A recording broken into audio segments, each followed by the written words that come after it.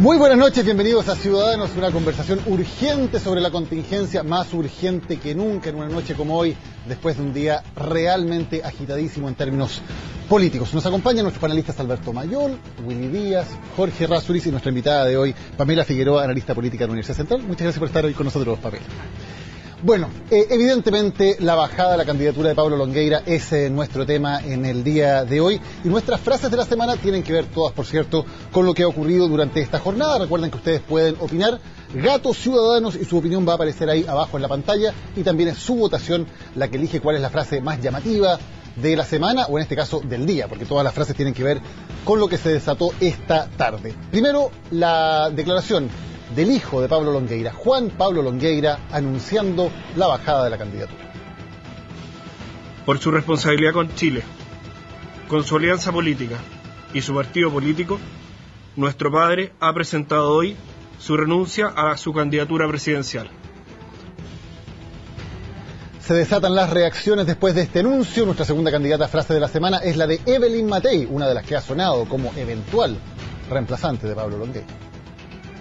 Yo no voy a contestar esa pregunta en público.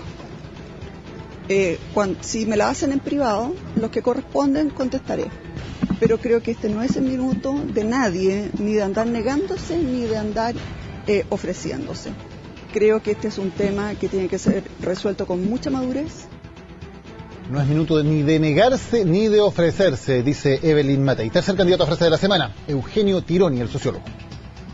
De que somos prácticamente testigos de una suerte de muerte en vida de una persona.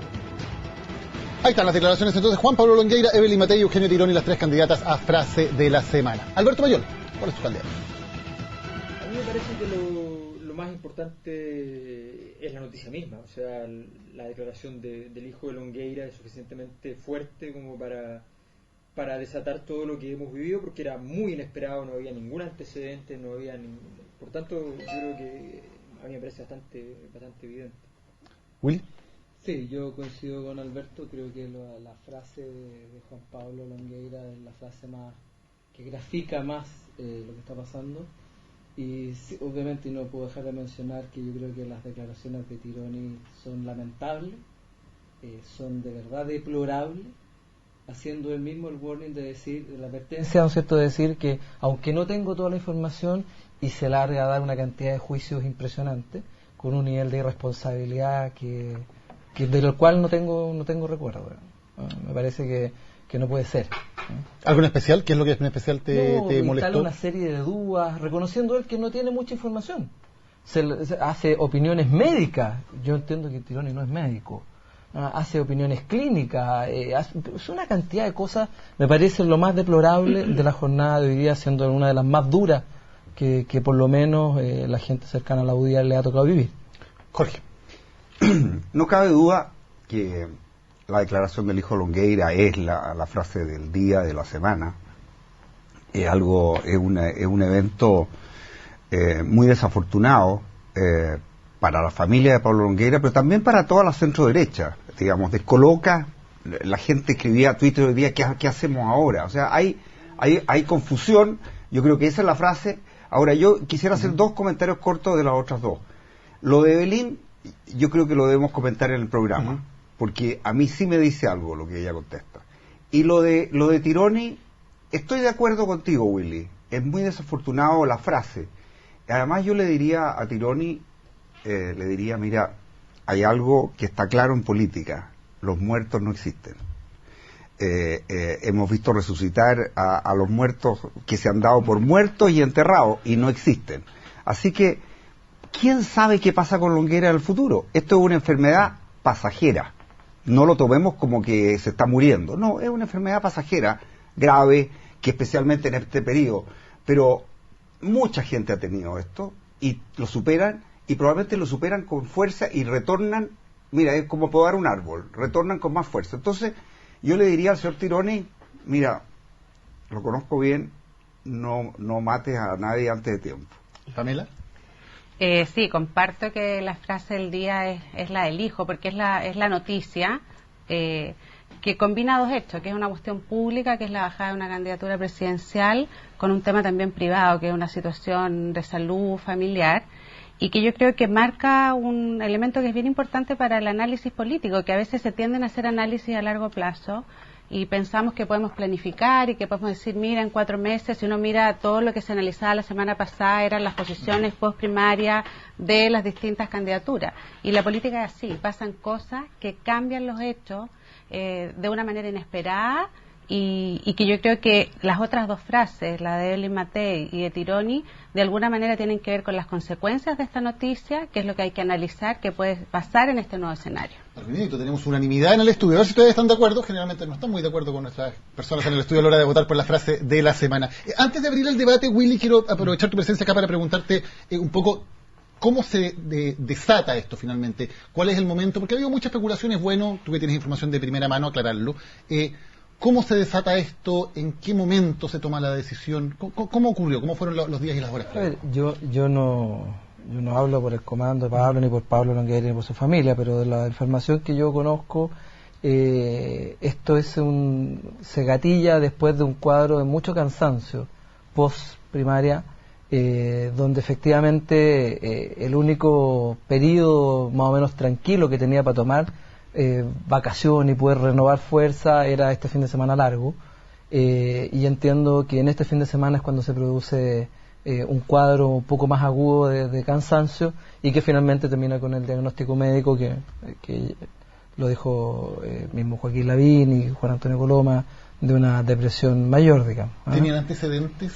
No, porque más allá de lo que yo creo que le pasa a mucha gente, o sea, esto que la gente le atribuye, la gente como que se quiere sacar la frase depresión y lo atribuye más bien a un agotamiento, angustia, cansancio, y yo creo que la gente como que le tiene un respeto a esa palabra, y aquí pasó un poco eso, no había ningún síntoma, nadie que pudiera decir, no, y mira, Pablo Longueira tiene una depresión, absolutamente nada, al contrario, hizo una primaria excepcional, con un esfuerzo enorme, y logró un éxito importante con toda la gana, la fuerza, la convicción de Pablo en sus temas, digamos, y hacia atrás es cosa de ver el despliegue que hizo como ministro de Economía, cuando fue senador, o sea, creo que hay una historia, Pablo, que no da cuenta de esto, y hoy día se gatilla este fenómeno, ¿no es cierto?, de esta depresión, que le puede pasar a muchos chilenos, y en lo humano hay que reconocer eso. Hay muchas personas que pasan por eso. Y para cerrar el tema, decía Joaquín Lavín que la decisión se toma cerca de la 1 de la tarde en una conversación además con la familia. La decisión finalmente la toma la UDI con la familia, no directamente Pablo Longueira. No, de lo que yo entiendo no la toma la UDI institucionalmente, sino que son más bien amigos de Pablo, dentro de los que obviamente está Joaquín Lavín, amigos de Pablo con la familia, porque el cuadro de agotamiento y de estrés que vivió durante el fin de semana, de agotado, cansado, que termina con este, como te digo, diagnóstico médico, que entiendo que es de hoy día en la mañana o ayer, algo por ahí, termina diciendo esto. Pero no es, aquí no fue la UDI, se instaló el comité político y dijo, mira, claro, pero es la familia con los amigos, no es propiamente Pablo Longueira el que toma... la familia. Cuando te digo la familia, Pablo es parte de esa familia. Okay. Pablo, pero él está hoy en condiciones de tomar una decisión así, o está más bien completamente alejado de todo. Yo entiendo que en este momento está descansando, está con reposo absoluto, después de la prescripción médica, por lo tanto no está interdicto, como bien decía Jorge, ni estamos nada, o sea, está con un cuadro como la gente que tiene depresión va a entender esto que le está pasando a Pablo Longueira, y aquellos que atribuyen a un cansancio, a un estrés, a un agotamiento, van a tener que entender que esto también puede ser eso. Perfecto, muchas gracias, Willy. Abramos el debate entonces, Jorge. ¿Qué alternativas se abren? ¿Qué escenario se abre a partir de lo que... Bueno, yo quisiera primero hacer un preámbulo, porque a todos les han preguntado, incluso vi que el CNN le preguntaban, ¿no es cierto?, a distintos políticos, a distintas personas, y todos decían, no es el momento de opinar,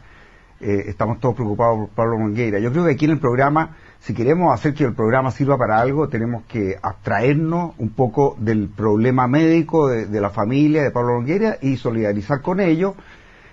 Solidaridad transversal, para pasar a hablar de alternativas y de escenarios que se presentan. Así quería decir eso. Y yo partiría por, hacer una corrección con lo que dice Evelyn Matei. Evelyn Matei dice: yo en público no voy a contestar, en privado lo haré. Mira, eso me suena mucho a una frase que me gusta mucho a mí, que es terrible, que es cuando alguien te pregunta por una persona y tú dices, o tú puedes decir: mira, a mí no me gusta hablar mal de nadie. Claro, lo estás diciendo todo. Para mí, lo que dijo Evelyn Matei me lo dijo todo.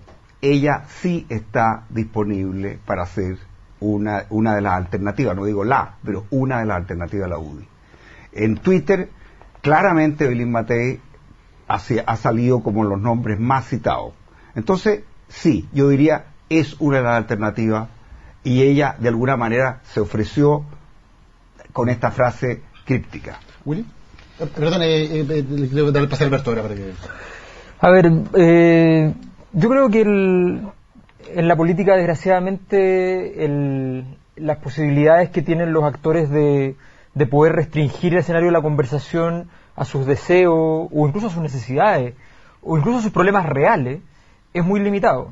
Por tanto, yo voy a partir diciendo que me parece inevitable tener que entrar a tratar de entender qué es lo que está detrás de este proceso, más allá del problema médico, bien, mal diagnosticado, existente, inexistente. A mí no es el punto. Para mí el asunto es sencillamente cómo se hacen los análisis. Los análisis se hacen midiendo cuáles son las consecuencias políticas de esto, y a partir de eso, qué intereses podrían haber habido para producir esas consecuencias. Aquí las consecuencias políticas son bastante evidentes.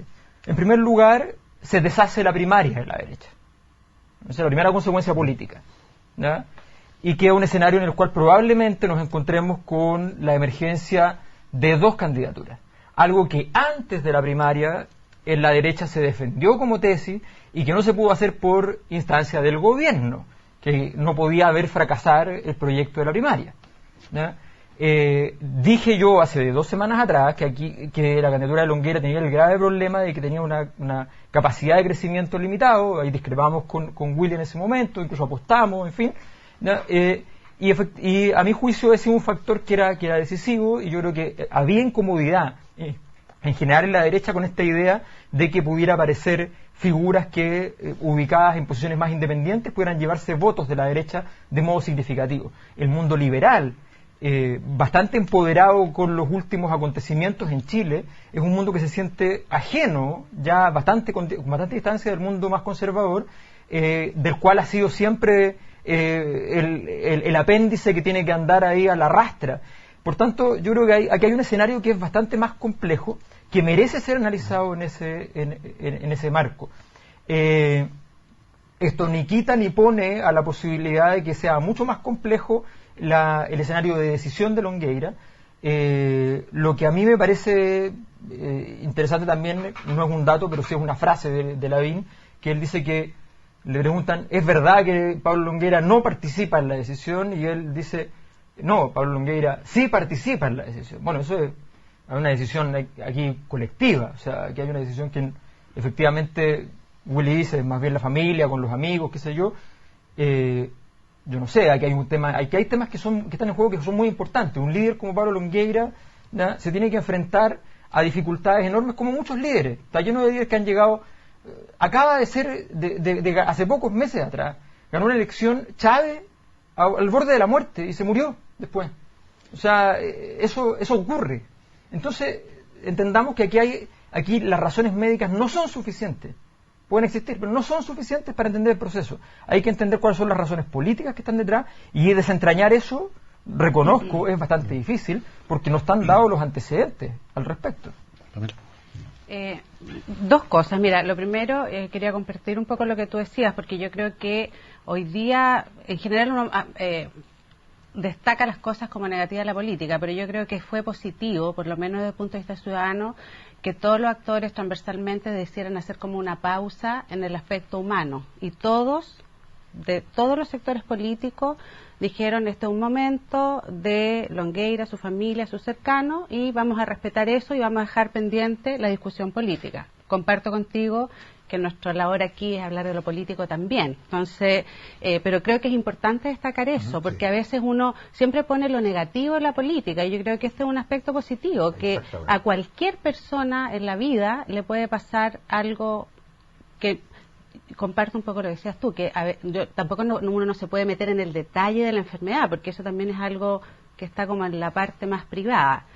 Pero señalado eso, yo creo que aquí hay un hecho, que es la bajada de una candidatura presidencial, y lo que se está discutiendo es cómo la derecha define su candidatura presidencial en este nuevo escenario. Y evidentemente el análisis tiene que ver todo el contexto, porque a la centro derecha, después de haber ganado unas elecciones, de hacer un gobierno que a lo mejor no fue todo lo exitoso que se esperaba, con todas las expectativas que se tenían, se estaba haciendo un poco difícil definir la continuidad. Todo gobierno quiere tener continuidad, y más aún cuando la oposición logra ordenarse en un nuevo conglomerado que se llama Nueva Mayoría, con un liderazgo bastante especial, que es el liderazgo de la candidata Bachelet, que todo el mundo reconoce que es un liderazgo fuerte y bastante diferente a lo que han sido los liderazgos políticos. Y en esta coyuntura, entonces, Pamela, eso es un contexto diferente. Para preguntarte a ti y luego las opiniones de todos. En esta coyuntura política, dado que ya no existe la candidatura de Pablo Longueira, ¿qué debería hacer la alianza ahora? ¿Le conviene buscar un candidato único o le conviene ir con dos candidatos, uno de cada partido? Es que ahí ellos tienen, o sea, la centro derecha tiene que analizar ciertas prioridades, porque de alguna manera la candidatura de Longueira también había significado prioridad en el resultado de la parlamentaria y de tener una representación en el Congreso y en el Senado que les permitiera llevar adelante ciertos proyectos. Pero obviamente ese liderazgo, porque cuando Longueira asume la candidatura, luego que se baja Goldberg, Longueira ordena a su coalición, interviene en las listas parlamentarias, hace los cambios que tiene que hacer, o sea, eso fue muy notorio, ¿ya? Y eso cambia, entonces todos los actores ven que el escenario cambió y todos quieren de alguna manera opinar. Entonces, si uno debiera decir, si la prioridad es la unidad de la coalición y tener resultados parlamentarios, debieran buscar alternativas de llevar un candidato único, pero la tentación de llevar dos candidatos, porque esto es una coalición de dos partidos, ¿ya? De que los dos partidos estén representados, que saquen más votos, que arrastren más gente, es muy grande. Entonces tenemos muchos actores, el caso de Andrés Alamán, que uno dice, pierde la primaria, ya, pero pierde una primaria entre dos candidatos y llega muy cercano al primer candidato. Entonces también está en una posición, y de hecho Carlos Larraín lo dijo hoy día, está en la mejor posición de ser el candidato, porque él fue a una primaria y tiene votos de respaldo. Jorge, uno o dos candidatos, un poco la duda. Bueno, uno o dos candidatos, y voy a seguir con tu argumento. Yo personalmente creo que se da ahora un escenario en que lo más probable para mí es que haya dos candidatos, por varias razones. El sucesor natural, cuando hay una elección, sobre todo una coalición, y supongamos, olvidémonos de la enfermedad de Pablo Longueira, supongamos que tuvo un accidente, desaparece, nos puede ocurrir a cualquiera de nosotros en cualquier momento. Lo natural es que el segundo sea el nominado de la coalición. Eso debería ser lo natural. Sin embargo, yo personalmente llego a la conclusión de que no va a ser así. Y no va a ser así porque yo creo que Andrea Alamán hizo todo lo posible para romper puentes con la UDI. Entonces, si Alamán hubiera actuado diferente... Si Alamán hubiera actuado diferente, y son pequeñas actuaciones, si uno las analiza en el tiempo, incluso qué es lo que significaban, no le agregaron nada a él. Son puras actuaciones que le restaron. Cortó puentes. Es cosa de ver Twitter también hoy día. Es decir, hay unanimidad de que la UDI no es probable que apoye a Andrea Alamán. Para mí me parecería algo rarísimo. Y yo incluso mencioné en Twitter que la única posibilidad de que Andrea Alamán realmente sea el candidato unitario y volver a esta cosa natural, sería que Longueira mandara un pequeño mensaje, que todavía tuviera la lucidez y la ascendencia la tiene. Entonces Longueira hiciera un acto de grandeza, ¿no es cierto? Y dice, en realidad, Andrea Alamán es tan líder como yo, los dos somos de la alianza, aquí hay que privilegiar la unidad. No veo que eso sea posible, pero si me preguntan cuál sería el escenario en que Alamán podría ser el líder, ese escenario. Willy, ¿hay alguna posibilidad, pensando además que hasta cierto punto si la UDI llegara a hacer eso, llegara a decir vamos a apoyar de todas maneras a Alamán pese a todo, quedaría muy bien la UDI en términos de opinión pública probablemente? A ver, yo hacerme rápido, sí, cortito, cargo de parte de una cosa que dice Alberto, que él ve que hay otras razones u otras motivaciones más allá de lo médico. De verdad, decir eso, yo lo entiendo, Alberto, es no conocer a Pablo. Haber hecho una campaña media, claro, no es Pablo Longueira. Así que, por eso que yo entiendo, Alberto puede no conocer efectivamente cómo es Pablo Longueira, por lo tanto puede hacer ese comentario, pero uno que lo conoce y los que lo conocemos, ese no es Pablo Longueira. O sea, Pablo se entrega por convicción en los temas y no habría hecho una campaña media sabiendo que tiene un deterioro en su salud. Eso es como para hacerme cargo un poco de algo que dijo Alberto a la pasada, digamos. Lo otro, que yo tengo una opinión cuyo resultado es el mismo del de Jorge. O sea, en mi opinión personal, y por suerte yo no hablo a nombre de la UDI ni de nadie, sino que de mí mismo, yo tiendo a pensar que la unidad no significa tener un solo candidato. La unidad tiene que ser unidad de propósito. Y el propósito es ser gobierno. La UDI ya y la Alianza ya tiene experiencia llevando más de un candidato. No, recordemos que, pero ojo, pero por varias otras razones de contexto, como decías tú. Recordemos que la vez que llevamos un solo candidato, la primera vez que Joaquín va solo, empató con Lago. Una cosa que era absolutamente titánica. La segunda campaña frente a Michelle Bachelet, iba Joaquín corriendo solo, proclamado por la UDI, proclamado por Renovación, y a los días después, Renovación proclama a Sebastián Piñera, corren juntos, y por primera vez la alianza saca más votos que la Concertación en primera vuelta. Si tú sumas Lavín Piñera, saca más votos que Michelle Bachelet, que obviamente no dieron para hacer gobierno, obviamente, pero porque a la vuelta está el Partido Comunista que aportó sus votos y algunos otros partidos más chicos. Por lo tanto, no es loco pensar efectivamente que pueden haber dos candidaturas. ¿Te parece lo más realista hoy, o sea, lo más probable?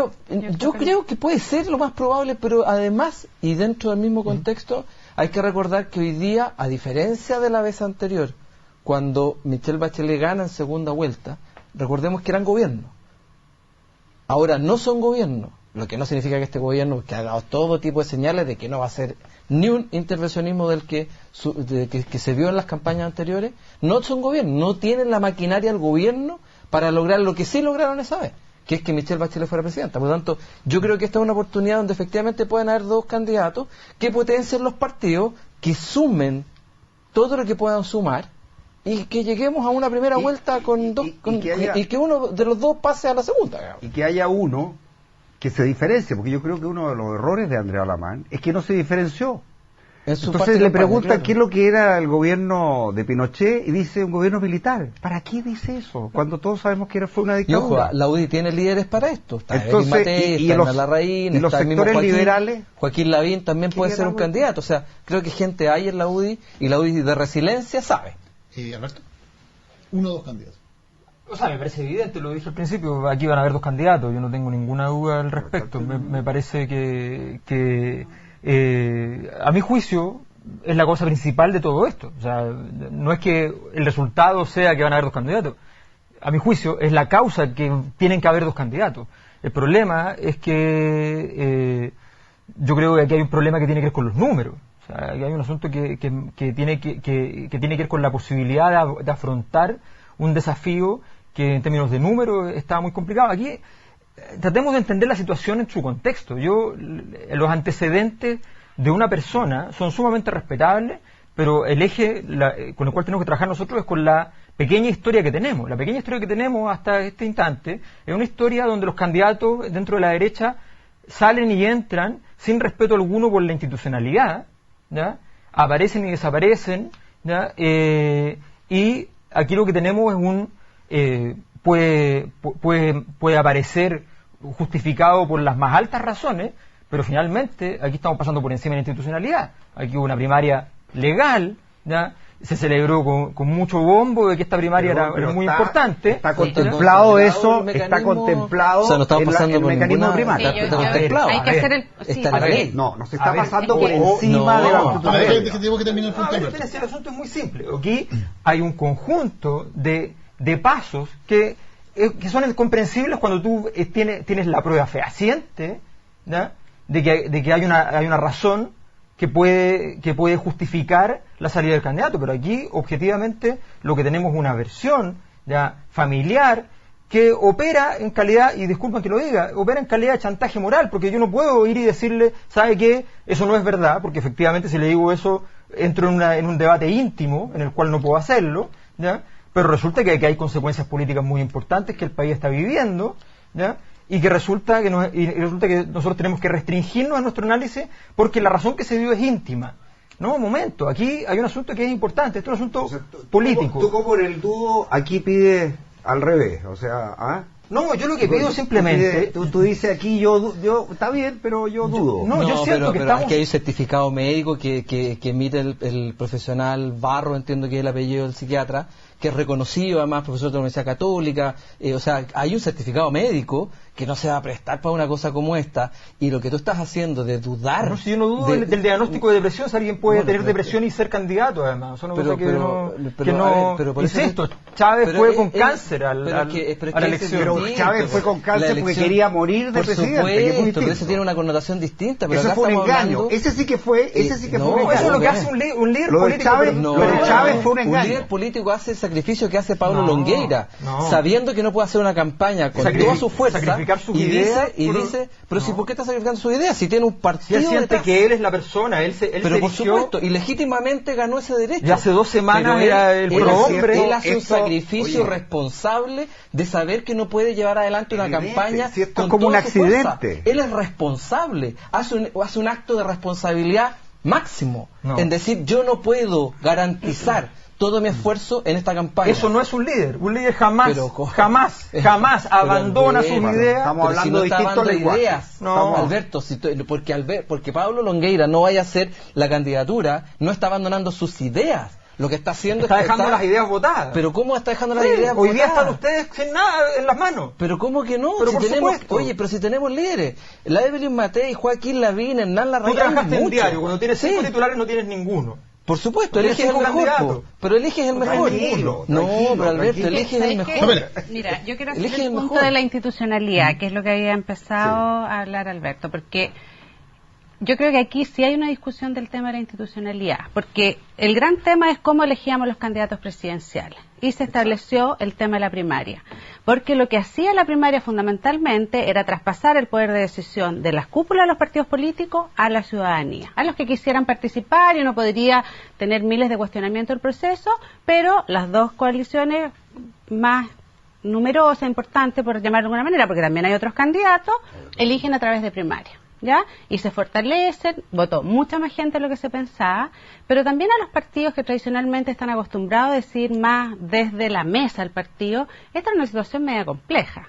Entonces, nadie se había puesto a analizar el artículo 38A de la ley de primaria, que es el que hoy día todo el mundo se sabe de memoria, ya, para señalar que si el candidato no puede asumir por distintas razones y no se ha nominado por el servicio electoral, se disuelve el pacto.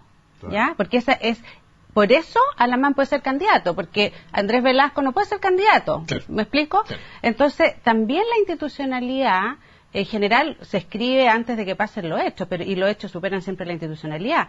Pero yo creo que aquí también hay algo de que hay una coalición política que está complicada en cómo asumir la elección presidencial, y eso viene de antes. Entonces, aparte de lo que pasó con Longueira, primero estaba Goldberg, que era como que apareció un tipo fresco, nuevo, que no venía a la política, con un tremendo liderazgo, pero los partidos sintieron, fundamentalmente la UDI, que no representaba ese ideal que sí representa Longueira, porque la bajada de Goldberg también fue súper dolorosa, con llanto, con sufrimiento, y después viene esta bajada de Longueira. Entonces yo creo que más allá del hecho puntual, O sea, el hecho es la bajada de la candidatura. Las razones uno las podrá discutir, pero aquí el hecho es que no hay candidato presidencial y la derecha tiene un problema porque no está claro cómo definirlo, y yo creo que la intención desde hace mucho tiempo es llevar 2 candidatos porque es tan incómodo en hacer una coalición con un solo candidato. Tenemos que ir a la pausa, ya vienen las respuestas aquí en Ciudadanos y también algunos de los nombres, por ejemplo, de los que ha mencionado Willy. ¿Cuáles pueden ser los nombres para ser candidatos presidenciales de la Alianza después de una pausa en Ciudadanos?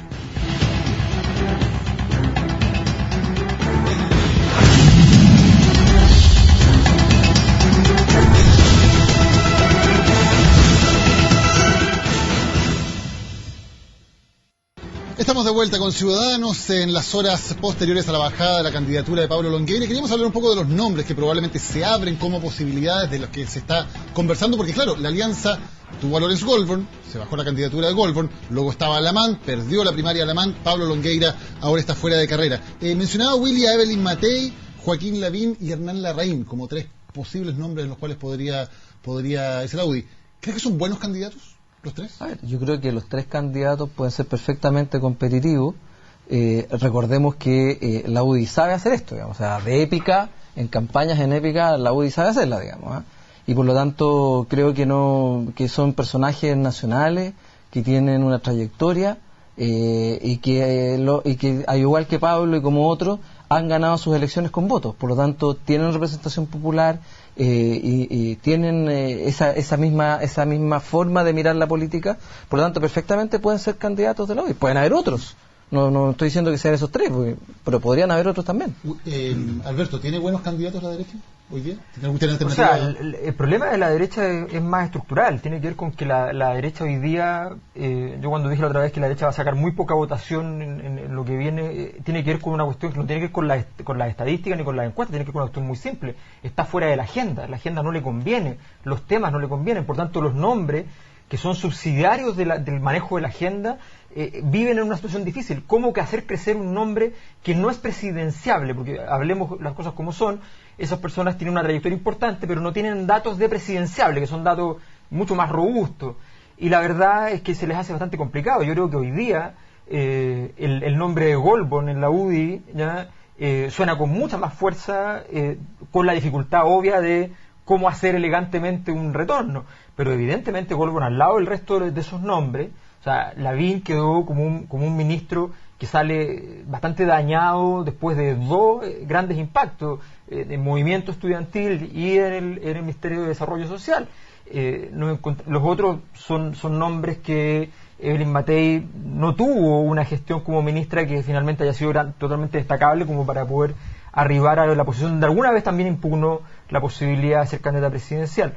Y creo que los demás nombres efectivamente están fuera de ese juego. El problema de poner a Goldborn es que si van a ir con 2 candidatos, va a estar Goldborn con Alamán, eso es guerra declarada. Entonces, la situación es muy, muy complicada. Matei con Alamán también. Yo creo que lo que está pasando es normal. Fíjate lo que voy a decir. Creo que es normal. O sea, la derecha en una situación como viene ocurriendo, con el fin de la transición, una transición que hereda una estructura política que viene de la dictadura y que más o menos tenía arquitecturado esto, en la medida en que se va rompiendo esa estructura, la derecha entra en crisis. Y por tanto lo que estamos viviendo, con los detalles más, detalles menos de cómo se produce, es lo normal. Y la derecha, lo más probable es que tenga un resultado bastante paupérrimo. Ahora, solo para que yo no sé con quién hablaste tú en la UDI que te mencionó a Goldberg, pero hoy día, de lo que me tocó escuchar, primero, para ser bien honesto, no se habló durante muchas horas de quién sucedía a Pablo. O sea, la verdad es que durante muchas horas, hasta hace un poco rato atrás nomás, la única preocupación era la salud de Pablo, cómo estaba, qué es lo que estaba pasando como efecto político, digamos. Pero no escuché a nadie, no sé con quién hablaste tú, digamos, pero no escuché a nadie que se pronunciara de esa manera. Mira, a menos que sea una expresión de deseo tuya, digamos. Yo no tengo ningún deseo. Bueno, Alberto tiene fuente de información en la UDI bien importante. Claro, su papá es un gran... La información privilegiada la usan los banqueros, yo trabajo de otra manera. La verdad es que el asunto es muy simple. Quien tiene los datos de un presidenciable es Goldborn. Los demás dan para senadores, dan para diputados, dan para ministros, no dan para candidato presidencial. ¿Pero a qué candidatura presidencial fue Goldman? Entonces, no, pero tiene los mismos datos de encuesta. Él tiene buenos números. Ojo, tiene los mismos datos de encuesta de aprobación que Evelyn Matei y los demás. También Goldman citó un punto de prensa minutos después y era un actor que se estaba esperando que hablara, de hecho, y después habló Evelyn Matei y después hablaron los otros. Entonces, esas son señales políticas. Sí, pero Goldman reconoce que lo hace porque todo el mundo le dijo que tenía que hacer una sola vez su opinión y él es categórico en decir que no va a ser candidato. Entonces no dijo eso. No dijo eso. Pero, a ver, si al final da lo mismo. A los números que hace mención Alberto son los mismos números de aprobación que tuvo mientras fue ministro y que Evelyn Matei también tiene hoy día sobre niveles de aprobación o que lo que tiene el otro. O sea, yo creo que aquí no hay ningún dato, ningún número que ponga uno por otro. Lo que estás diciendo, no hay candidato tapado todavía. No. Ahora, me imagino que la UDI y RN están encargando ya encuestas para medir a su nombre. Seguramente. Lo que sí, digamos, objetivamente no veo un candidato, ninguno de estos u otro nombre de la UDI que pueda ser apoyado por Renovación en este escenario. Lo veo muy difícil porque Alamán está ahí y no tiene depresión. Está de vacaciones unos días, creo que vuelve unos días más. Vuelve el viernes. Entonces no tiene depresión, va a volver descansado y fue el candidato de Renovación.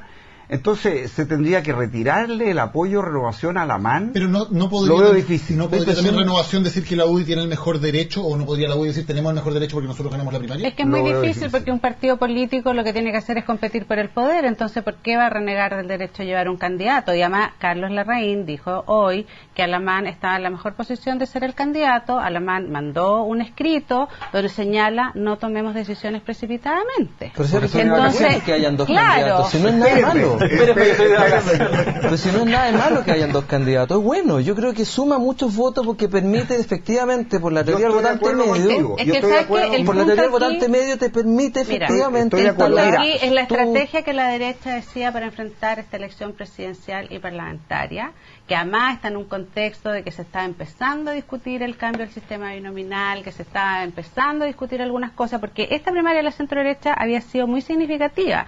O sea, cuando Alamán y Longueira son los candidatos, eran los candidatos esperados de los últimos 20 años de la derecha chilena. Entonces, ellos representaban cosas muy potentes.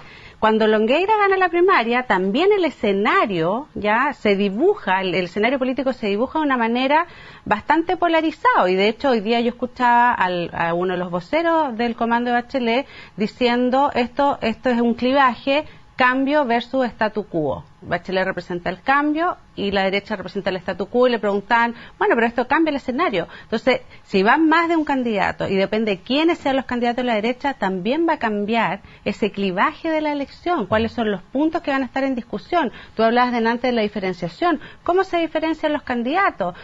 Probablemente un candidato como Alamán va a tender a buscar más el centro político. Goldman es un candidato más ciudadano, pero la UDI siempre lo ha presionado para que se ponga el ADN UDI. Sí. Si por algo sale Goldman entre Longueira, entonces... Sí. Alamán podría ser viable en la perspectiva de un candidato que mal viene de perder una elección. O sea, hace 17 días Alamán perdió una elección. ¿Es viable que se suba de nuevo como candidato alguien que viene de una derrota? No, pues además Alamán que manifestó querer ser senador, haciendo una bajada también bastante poco elegante de Catalina Paró. O sea, las gigantografías de Paró todavía están ahí. Por supuesto. Pero ojo, va y quiere ser candidato a senador en un distrito, en una circunscripción donde perdió, objetivamente. Sacó 10.000, 12.000 votos menos que Longueira en Santiago Poniente. No sé si valiente o suicida, pero perder una elección a nivel nacional y querer ir, habiendo muchas otras circunscripciones, ir a una donde perdió. O sea, eso es enclavarse de nuevo con una probabilidad de perder. Políticamente transformando la campaña de Salaquet no en la campaña Alamán-Salaquet, Alamán-la UDI. Sí, pero es que aquí está el escenario 2013 y el escenario 2017. No, pero la planificación también se está haciendo con esa perspectiva. Pero si tampoco es... Pero ¿qué pasa? Porque si Alamán efectivamente es el candidato de RN, cosa que no sabemos, es una especulación a estas alturas, evidentemente eso es muy difícil hablar de candidaturas de unidad o de dos candidaturas como para sumar votos, cuando evidentemente en la UDI van a hacer todo por querer ganarle a la mano. Pero por supuesto. Va a haber una disputa que va a ir más allá de lo sencillo. Pero Daniel, si no nos perdamos, la unidad no significa tener un candidato. La unidad significa unidad de propósito, ser gobierno. Y si ya se demostró, que pero va a ser teniendo ganarle dos a la candidatos o ganarle a Bachelet. No, pero obviamente ganarle a Bachelet, pues ese es el objetivo final. Pero aquí las estrategias son múltiples, porque nada garantiza de que teniendo un solo candidato se pueda efectivamente compensar. Yo creo que teniendo dos candidatos, ampliando un poco más, generando un poco más de base, porque además recuerden que van apoyando a sus parlamentarios, diputados, senadores, yo creo que eso suma. Entonces, ¿por qué hizo primarias la alianza? Fue la pregunta, pero si el análisis es que es mejor, subamos con dos candidatos, ¿para qué hizo primarias la alianza? Porque o sea, eso el gobierno lo obligaron. Eso puede ser una interpretación. A ver, finalmente hubo una presión, yo creo, del gobierno. Estoy de acuerdo con Alberto. Sí. Y hoy esa presión del gobierno no podría existir también. El presidente Piñera habló mucho de unidad. Ya no hay carta. Ya no hay carta. Lo que para mí es interesante en términos estructurales es que hace mucho rato que el mundo bipolar en el que vivíamos en términos de la alianza y la concertación es un mundo donde la posibilidad de repartir poder al interior de cada coalición era muy grande. Y efectivamente se negociaban en bastante paz. Todas estas cosas que ahora salen a flote, antes se hacían con bastante tranquilidad en reuniones privadas donde no había grandes conflictos. Hemos vivido acá grandes conflictos en lado y lado. Recordemos que las primarias fueron desde el punto de vista institucional un gran fracaso porque fracasaron las parlamentarias, que son las más importantes, porque es donde realmente la mayor cantidad de gente podría participar y podría, con su trabajo de base hecho en sus propios barrios, en sus propias zonas, podría haber tenido relevancia. Por tanto, que no hubiera binominal, porque primaria y binominal no sirve para nada. Y eso habría roto efectivamente las restricciones. Luego, la única primaria existente, porque la otra se sabía quién ganaba, era la de la derecha, donde era más o menos incierto el resultado. Y ahora tenemos que el candidato que gana no está. Entonces finalmente tenemos un escenario donde en general las posibilidades de poder decir, ¿saben qué? Todo el mecanismo de distribución de los cargos hoy día está fracasando.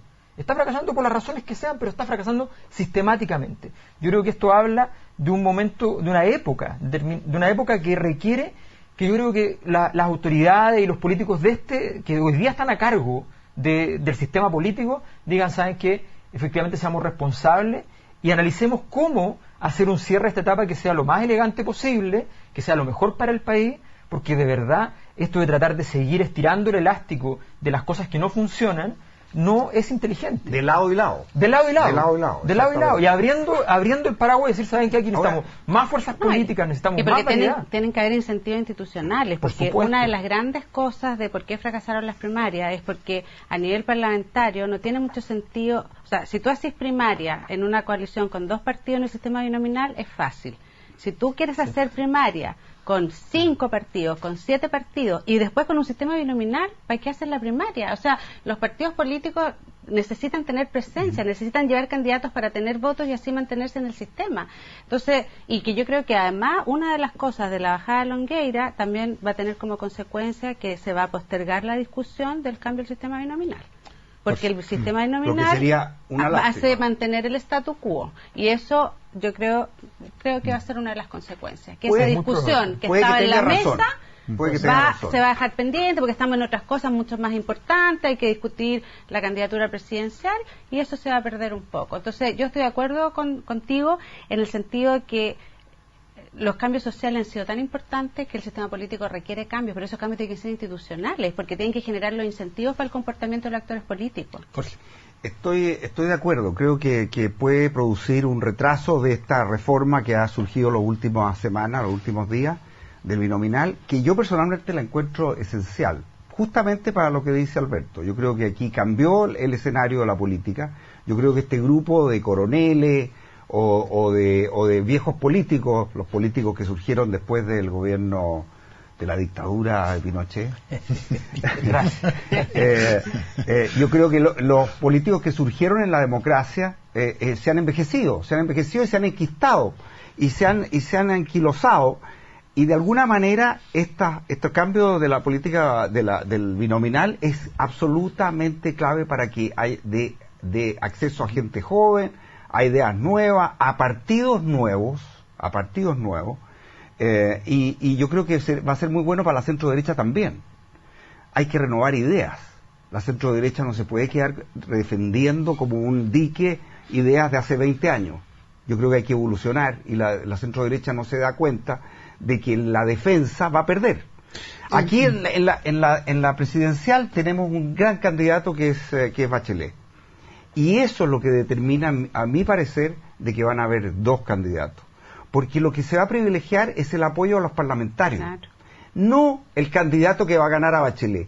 Yo creo que hasta el mismo Longueira, dentro de su enfermedad, debe haberse dado cuenta de que era muy, muy, muy difícil ganarle a Bachelet. Ahora, ¿eso puede significar terminar con candidatos de la alianza si son dos que saquen menos del 20% lo mejor? Y con candidatos alternativos que de pronto pueden empezar a crecer. Daniel, y eso ocurrió en el Perú, y salió Humala, porque habían demasiados candidatos en la primera vuelta, y nunca se pensó que Humala iba a ser el segundo candidato, y fue el que se disputó, o sea, y ganó. Yo me imagino que en ese escenario, un Franco Parisi, por ejemplo... Claro, a él le convenía, pero a él le convenía más el escenario de anteayer, digamos, en el sentido de que de la polarización, de la polarización, y el centro. Él ahí ganaba la posibilidad de, con su mirada de fuera de los partidos, poder enfrentar una escasez de oferta, digamos, desde las grandes coaliciones. La irrupción de más nombres, yo creo que en gran medida viene también a taponear el crecimiento de París, y que según los datos que existen, desgraciadamente, como ya sabemos, los datos... Además, la CEP que le estaban empezando a hacer, pero ahora van a tener que tirar a la basura por segunda vez, se supone que estaba empezando el trabajo de campo de la CEP, yo me imagino que van a tener que tirar a la basura. O sea, si son coherentes, que la decisión que se tomó antes era completamente absurda, yo creo que no tiene ningún sentido, pero si son coherentes con esa decisión absurda, van a tener que hacerlo de nuevo y quedarse sin CEP quizás hasta cuánto rato más, digamos. Está perdiendo plata como o sea, en guerra. Pero no tiene problemas de presupuesto. No, eso no es problema. Pero yo creo que en cualquier caso, hoy día estamos en un escenario donde el binominal, probablemente en esta elección, demuestre estar muriendo solo, sin necesidad de que haya un cambio previo en la legislación. En la medida en que aparezcan los candidatos fuera de los dos grandes bloques, marcando una votación sobre el 20%, evidentemente ya empiezan a tensionar, y si llegan a un tercio, evidentemente tensionarían gravemente las posibilidades de seguir diciendo que tiene algún viso de legitimidad mantener las dos grandes fuerzas políticas.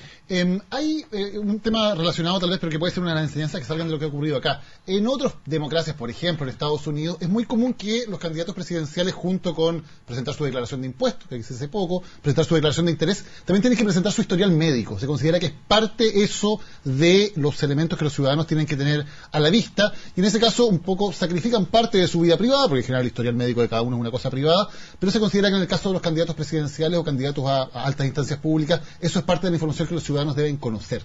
¿Qué les parece a ustedes? ¿Debe ser público, por ejemplo, el historial médico de los candidatos? Mira, yo creo que sí. Yo creo que hay un tema, en el caso tú pones el ejemplo de Estados Unidos, ahí hay un tema cultural muy diferente a nosotros, y también por un tema de seguridad nacional, porque los países, o sea, ¿por qué importa el historial médico de un candidato? Es por un tema de seguridad nacional, no por la morbosidad social de saber cuál es la historia médica de cada persona. Entonces, yo creo que más me interesa saber sobre los intereses que tienen los candidatos en sociedades como las nuestras, donde es tan desigual la sociedad. Más me interesa saber sobre los intereses económicos que pueda tener un candidato que sobre su historia. Jorge, ¿tú decías que sí, en cambio? No, yo creo que nos interesa todo de los candidatos. Tú dices, me interesa más algo, pero yo creo que hay otras personas que no son tú, les puede interesar más el historial médico. Yo creo que el historial médico es clave. Es una persona, y con un sistema presidencial donde esa persona es extraordinariamente importante, no da lo mismo que me hagan elegir, ¿no es cierto?, el historial médico, el caso de Chávez, por ejemplo.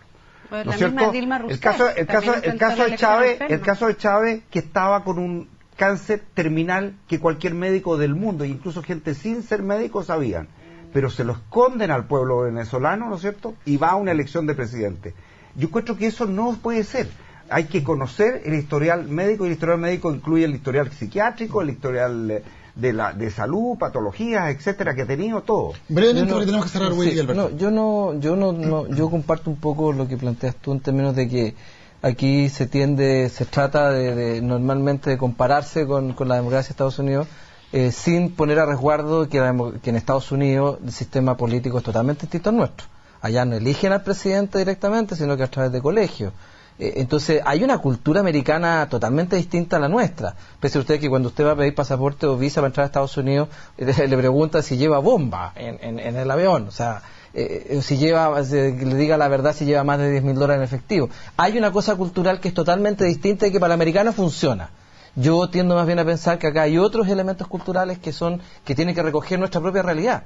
Y creo que el tema médico no es un tema al revés. Creo que la sociedad chilena en eso aún es muy morbosa. Alberto. No, yo creo que el problema de fondo es que no hay institucionalidad al respecto. O sea, que en Chile objetivamente los políticos pueden declarar o no declarar sus intereses y no tienen consecuencias si los declaran bien o mal. Que la verdad que el problema... Entonces, a mí me parece que la decisión de si efectivamente se entregan, yo creo que es un dato relevante.